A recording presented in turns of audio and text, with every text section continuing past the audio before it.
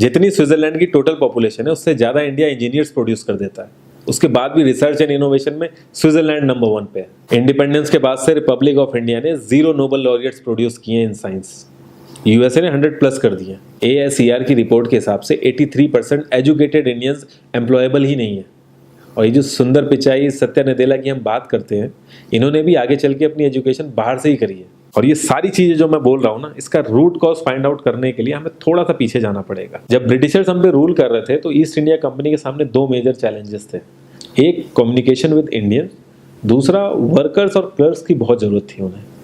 फिर Thomas Babington McCoy ने हमें इंग्लिश एजुकेशन एक्ट ऑफ 1835 दिया, जिससे उनके दोनों पर्पस पूरे हुए। पहला, उनको बंदे चाहिए थे जो चुपचाप डेस्क पे बैठे, अपना काम करें, क्वेश्चंस ना करें और ज़्यादा क्रिएटिव ना हो। Second, communication in English.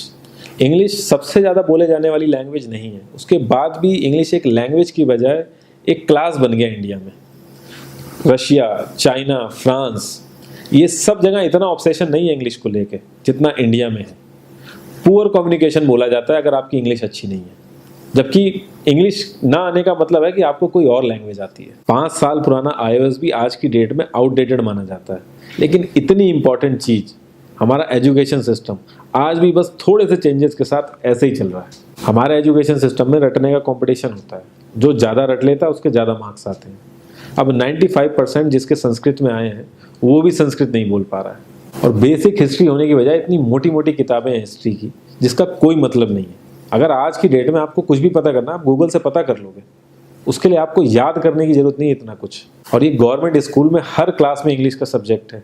12-12 साल लगाने के बाद भी लोग इंग्लिश नहीं बोल पा रहे हैं। और बिना किसी बुक को पढ़े 5 साल का बच्चा सीख लेता है, क्योंकि उसको वैसा एनवायरनमेंट मिल जाता है। A+B का whole square is equal to A² + B² + 2AB।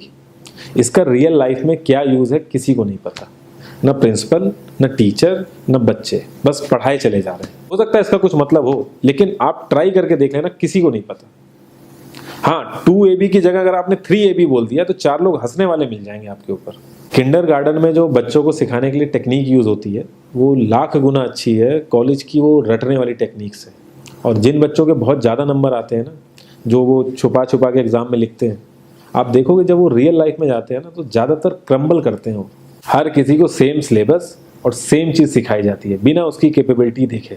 और क्रिएटिविटी का तो दूर दूर तक मतलब नहीं होता। अब एक लाइन से आप शेर, मछली, सांप, हाथी सबको लाइन से खड़ा कर दो और उनसे कहो पेड़ पे चढ़ो, उनको तो जिंदगी भर यही लगेगा ना कि वो तो किसी काबिल ही नहीं है। और द्रोणाचार्य ने भी पांडवों को उनकी स्किल सेट के हिसाब से उनको चीज़ें सिखाई, सबको एक ही चीज़ नहीं सिखा दी। और हमारे एजुकेशन सिस्टम में ज़्यादा ऑप्शंस भी नहीं है।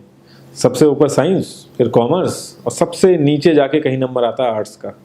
आर्ट्स लेने वाले को तो लोग इतना हल्के में लेते हैं जैसे वो किसी काम का ही नहीं है। हर माँ बाप को तो इंजीनियर या डॉक्टर ही बनाना है। कॉलेज वाले अगर एक्स्ट्रा कोर्स रख भी देते हैं तो माँ बाप एंट्री नहीं कराएंगे, तो वो सारा पैसा बर्बाद होगा कॉलेज का। तो ऑप्शंस कहाँ से आएंगे? और बचपन से ही आपकी ट्रेनिंग स्टार्ट हो जाती है। माँ बाप, भाई बहन, रिलेटिव सब यही समझाते हैं अगर आपके मार्क्स नहीं आए और जॉब नहीं लगी तो आपकी ज़िंदगी बेकार। और लाइफ की क्रिएटिविटी को आप रखते हो साइड में, और ये अच्छे मार्क्स और अच्छी जॉब पाना आपका सपना बन जाता है। अब ये सपना पूरा हो जाता है तो बहुत बढ़िया है, दूसरे को जेलस फील कराओगे, नीचा फील कराओगे। और इस छोटी सी उम्र में अगर सपना टूट जाता है तो सेल्फ डाउट में आ जाओगे। इतना बाहर वाले आपको नीचा नहीं समझेंगे जितना आप खुद की नज़रों में गिर जाओगे। आप किसी भी 4-5 सक्सेसफुल आदमियों के बारे में सोच के देखिए जिन्हें आप बहुत सक्सेसफुल मानते हो या जिनकी तरह लाइफ आप जीना चाहते हो।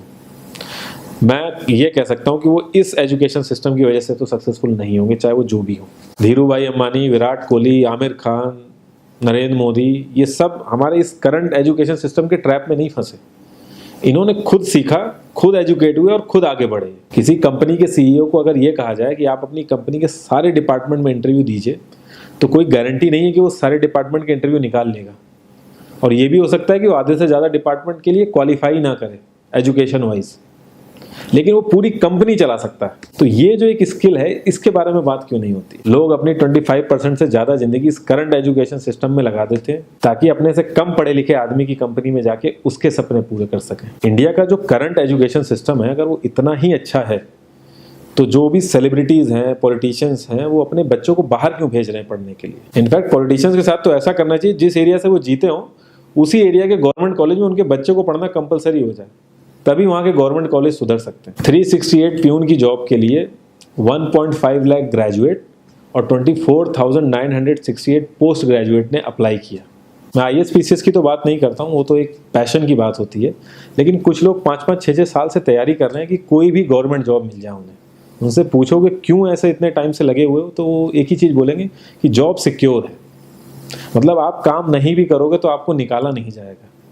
ये सारी कामचोरी वाली बातें माइंड में इसीलिए आती हैं क्योंकि हमारा जो करंट एजुकेशन सिस्टम है वो इतना कॉन्फिडेंस ही नहीं देता है कि हम अपनी स्किल के दम पे कहीं जाके काम करें और हमें निकलने का डर ना हो। मैं आने वाले 10 साल की तो बात ही नहीं कर रहा हूँ, अगर मैं आने वाले 5 साल की भी बात करूँ तो टेक्नोलॉजीज़ में इतना ज़्यादा चेंजेस आ जाएगा कि जो आज हम पढ़ रहे हैं, जिस स्किल पे हम फोकस कर रहे हैं, पता नहीं वो रेलेवेंट भी होगी कि नहीं उस समय। Cloud computing, SEO, digital marketing, ये सब जॉब्स पहले एग्जिस्ट ही नहीं करती थी। हम लोगों को एजाइल होना पड़ेगा, नई नई चीज़ों को सीखने के लिए ओपन रहना पड़ेगा, क्रिएटिव माइंड लगाना पड़ेगा।